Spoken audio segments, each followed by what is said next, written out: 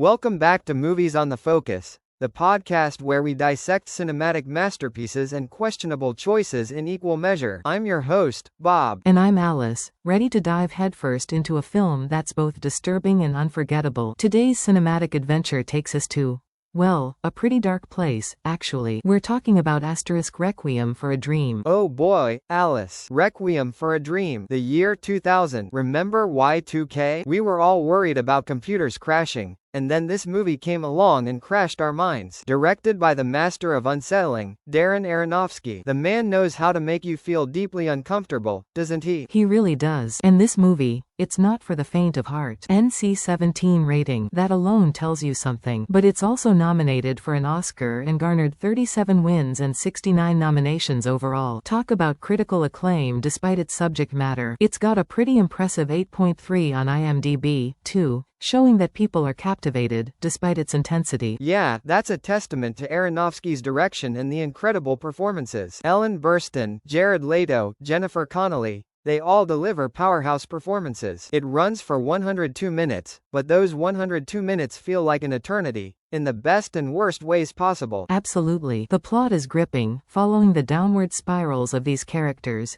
each succumbing to their own demons. We've got Sara Goldfarb, coping with loneliness through TV and diet pills, Harry's descent into heroin addiction, and Marion's struggles alongside him. It's a tragedy in the purest sense. And the iconic scenes, Bob, oh my goodness, the iconic scenes. The scenes are burned into my memory. I can still picture those intense close-ups and the surreal imagery. The slow-motion sequences are particularly memorable, creating a sense of both urgency and despair. The scene where Sarah's reaching for the phone, while hallucinating, is particularly heartbreaking. And then there's the infamous scene with the, well, let's just say the ending is not exactly a feel-good moment. It's a movie that stays with you long after the credits roll. The soundtrack too, so impactful. It definitely enhanced the mood and intensity of the movie. Rotten Tomatoes gave it 78%, and Metacritic a 71, which shows quite a consensus that it's a powerful, if unsettling, film. It made only $3.6 million at the box office,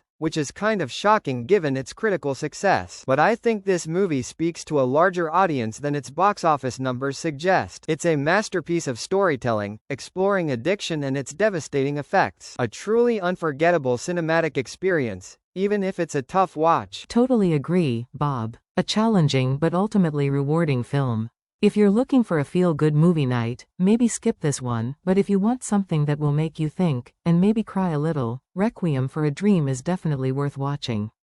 That's all the time we have for today. Join us next time on Movies on the Focus.